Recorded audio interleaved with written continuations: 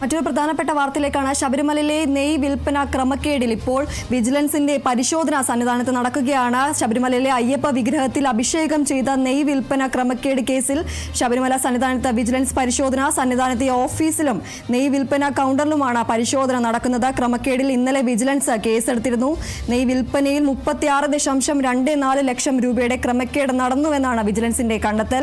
Sabarimala special കമ്മീഷണറുടെ റിപ്പോർട്ടിന്റെ അടിസ്ഥാനത്തിലാണ് വിജിലൻസ് അന്വേഷണത്തിന് ഹൈക്കോടതി ഉത്തരവിട്ടത്. വിൽപ്പന നടത്തിയ 13,679 പാക്കറ്റ് നെയ്യിന്റെ പണം ദേവസ്വം ബോർഡിന്റെ അക്കൗണ്ടിൽ അടച്ചിട്ടില്ല എന്നതാണ് പ്രാഥമിക കണ്ടെത്തൽ. 100 മില്ലി ലിറ്റർ നെയ്യ് വീതമുള്ള ഒരു പാക്കറ്റിന് 100 രൂപ നിരക്കിൽ കണക്കാക്കുമ്പോൾ ഏകദേശം 13,67,900 രൂപയുടെ കുറവാണ് അക്കൗണ്ടിൽ ഉണ്ടായിരിക്കുന്നത്.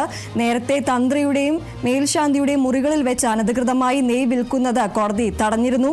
ഇതിനെ തുടർന്ന് ദേവസ്വം കൗണ്ടറുകൾ വഴി മാത്രം വിൽപ്പന നടത്താൻ തീരുമാനിക്കുകയായിരുന്നു. എന്നാൽ ക്രമക്കേട് കണ്ടെത്തിയതിനെ തുടർന്ന് നെയ് വിൽപ്പനയുടെ ചുമതലയുള്ള സുനിൽ പോറ്റിയെ സസ്പെൻഡ് ചെയ്യുന്ന ഒരു സാഹചര്യം ഉണ്ടായിരുന്നു. എന്തായാലും ഇപ്പോൾ ശബരിമലയിലെ അയ്യപ്പ വിഗ്രഹത്തിൽ അഭിഷേകം ചെയ്ത നെയ് വിൽപ്പന ക്രമക്കേട് കേസിലാണ് ഇപ്പോൾ ശബരിമല സന്നിധാനത്ത് വിജിലൻസിന്റെ പരിശോധന നടക്കുന്നത്. സന്നിധാനത്തെ ഓഫീസിലും നെയ് വിൽപ്പന കൗണ്ടറിലുമാണ് പരിശോധന.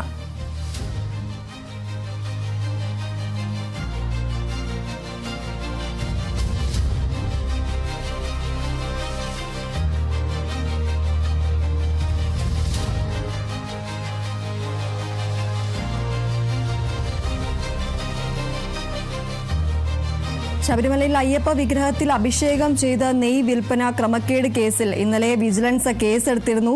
ഇപ്പോൾ ഈ കേസിൽ ശബരിമല സന്നിധാനത്ത് വിജിലൻസിന്റെ പരിശോധന നടക്കുകയാണ്. സന്നിധാനത്തെ ഓഫീസിലും നെയ് വിൽപ്പന കൗണ്ടറിലുമാണ് പരിശോധന.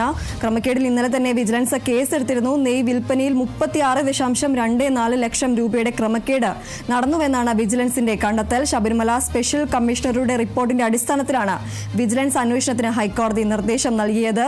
വിൽപ്പന നടത്തിയ 13,679 പാക്കറ്റ് നെയ്യിന്റെ പണം ദേവസ്വം ബോർഡിന്റെ അക്കൗണ്ടിൽ അടച്ചിട്ടില്ല എന്നതാണ് പ്രാഥമിക കണ്ടെത്തൽ. 100 മില്ലി ലിറ്റർ നെയ്യ് വീതമുള്ള ഒരു പാക്കറ്റിന് 100 രൂപ നിരക്കിൽ കണക്കാക്കുമ്പോൾ ഏകദേശം 13,67,900 രൂപയുടെ കുറവാണ് അക്കൗണ്ടിൽ ഉണ്ടായിരിക്കുന്നത്. നേരത്തെ തന്ത്രിയുടെയും മേൽശാന്തിയുടെയും മുറികളിൽ വെച്ച് അനധികൃതമായി നെൽ വിൽക്കുന്നത് കോടതി തടഞ്ഞിരുന്നു. ഇതിനെ തുടർന്ന് ദേവസ്വം കൗണ്ടറുകൾ വഴി മാത്രം വിൽപ്പന നടത്താൻ തീരുമാനിക്കുകയായിരുന്നു.